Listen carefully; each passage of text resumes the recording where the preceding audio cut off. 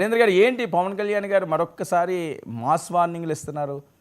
ఏవైనా ఎక్కువ చేసినా, వేరే రకంగా ఏవైనా మాట్లాడినా, రెచ్చగొట్టినా నలిపిమంటున్నారు. ఆయన ఏ రోజు కూడా పవన్ కళ్యాణ్ గారు డైరెక్ట్ గా అధికారంలో రాకముందు నుంచి రెచ్చగొట్టే వ్యాఖ్యలు చేశారు. అది మనం ఎన్నో మీటింగుల్లో చూసాం. కానీ అధికారంలోకి వచ్చినాక ఒక బాధ్యత కలిగినటువంటి పదవి తీసుకున్న తర్వాత ఆయన ధోరణి మారుతుందేమో అని అనుకున్నాం, కానీ ఎక్కడ మారలేదండి. ఆయనకున్న ఒకటే ఒక అలవాటు, సినిమా డైలాగుల్లో సహజంగా ఆయన చేసే పాత్ర ఒక హీరో పాత్ర. ఆ హీరో పాత్రకి ఏంటిది, కొన్ని సాఫ్ట్ క్యారెక్టర్స్ ఉంటాయి, కొన్ని మాస్ క్యారెక్టర్స్. సాఫ్ట్ క్యారెక్టర్స్ లో సహజంగా ఇలాంటి పదాలు రావు. యూజువల్ గా మాస్ క్యారెక్టర్స్ ఎక్కువ మంది లైక్ చేసేది, ఆయన్ని కానీ వాళ్ళ అన్నగారు చిరంజీవి గారిని కానీ లైక్ చేసేది మాస్ క్యారెక్టర్స్. దానిలో ఇలాంటి పదాలు పడకపోతే ఆ సినిమా ఎక్కడ కూడా ఆడదు, అది అందరికీ తెలిసిన విషయం. కానీ ఆయన సినిమా డైలాగుల్ని కంటిన్యూ చేస్తూ ఎక్కడికి వెళ్ళినా, ఆఖరికి ఏ సభల్లోకి వెళ్ళినా ఎక్కడికి వెళ్ళినా తాట తీస్తా, ఒక్కొక్కళ్ళంతా చూస్తా అనే పదం మీరు ఎక్కడ వినలేదా చెప్పండి? ఎక్కడన్నా ప్రజల్లోకి వెళ్ళి ఏదన్నా ఒక మీటింగ్ చెప్తున్నా, ఎక్కడన్నా ప్రెస్ మీట్ ఇచ్చినా కూడా మేము ఎవరిని ఊరుకో ఒక్కొక్కళ్ళని తాట తీస్తాం. అది ఏంటి, నువ్వు అధికారంలోకి వచ్చావు, వచ్చిన తర్వాత తాట తీస్తానికి మీరెందుకు తీసుకోవాలి, మీరెందుకు అనాలి? దానికి చట్టం అనేది ఒకటి ఉంది, దాన్ని శిక్షించడానికి న్యాయస్థానాలు ఉన్నాయి, దాని పద్ధతిలో వెళ్ళాలి. కానీ అదే సినిమా డైలాగులు కంటిన్యూ చేస్తానో, లేకపోతే ఎవరో రాసి ఇచ్చిన స్క్రిప్ట్ చదువుకుంటూ వెళ్తున్నట్టు మాట్లాడితే మరి అంత ధైర్యం ఉంది ఆయన. ఎక్కడ కూడా లోకేష్ గారిని 2019లో ఇది చేసినప్పుడు లోకేష్ గారు అన్నారు. మరి లోకేష్ గారు అంటే భయమా?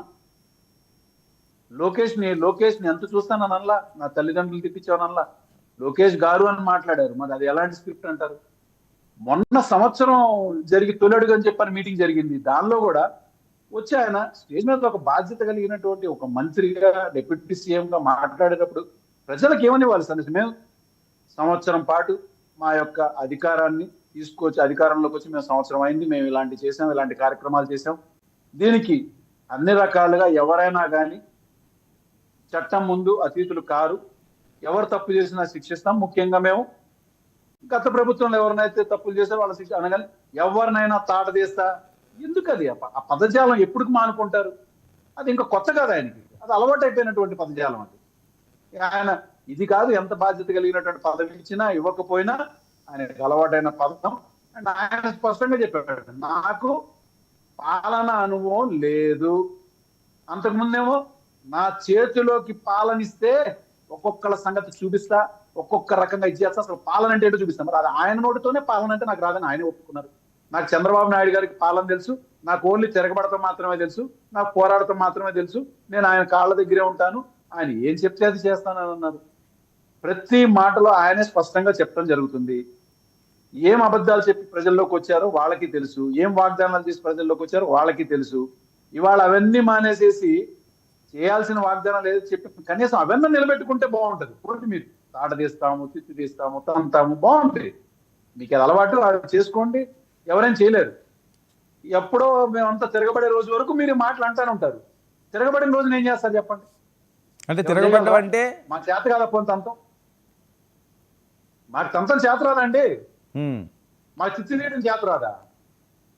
2 క్షణాలు పట్టదు. జగన్మోహన్ రెడ్డి గారు మనది ఆ పద్ధతి కాదు, మనం కేవలం ప్రజాస్వామ్యంలో మనం దేనికి ప్రజల సమస్యల మీద పోరాటం చేద్దాం, దాన్ని తప్పించి ఇంకా వేరే విషయాలు మనం మాట్లాడొద్దు, వాళ్ళు మాట్లాడినా వాళ్ళ యొక్క సభ్యతకి వదిలేద్దాం అని చెప్పి చాలా స్పష్టంగా చెప్తున్నారు. మరి వీళ్ళు మాట్లాడింది చాలా బాధగా అనిపిస్తుంది. సంబంధం లేని డైలాగులను వాళ్ళే కలుపుతున్నారు, సంబంధం లేనటువంటి విషయాలు వాళ్ళే కలిపి ఆపాదించి మరి జగన్మోహన్ రెడ్డి గారు కోస్తా అంటున్నారు. ఇదని మరి అంత పద్ధతి గల వాళ్ళైతే వీళ్ళు పదజాలం మార్చుకోవాలి కదా. ఎక్కడన్నా మార్చుకున్నటువంటి పంతం మీకు ఒక్క పర్టికులర్ మీటింగ్ లో చూపించండి మీరు. అది ఆయన పార్టీ మీటింగే కావచ్చు, ప్రజల్లో మీటింగే కావచ్చు, ఏదన్నా సంవత్సర పాలన విషయంలో కావచ్చు, 100 రోజుల పాలన కావచ్చు, ఇంకేదైనా కావచ్చు, ఆఖరికి సినిమా ప్రమోషన్లో కూడా అక్కడికి వెళ్ళిన ఒకటే పద్ధతి, నేను తిరగదీస్తా, తాట తీస్తా, తిత్తి తీస్తా. ఎంతమంది తీస్తారు, ఎన్ని తీస్తారు? రణిత్ గారు మీ సిగ్నల్ బ్రేక్ అవుతుంది ఒకసారి. చూసి చూసి ఏదో ఒక రోజు అందరం రివర్స్ అయితే ఆ తిత్తి మేము తీయగలం, ఎండగట్టగలం, ఎక్కడ పంపించాలో అక్కడ పంపిస్తాం. ఓకే రణిత్ గారు మళ్ళీ వస్తారు మీ దగ్గరికి.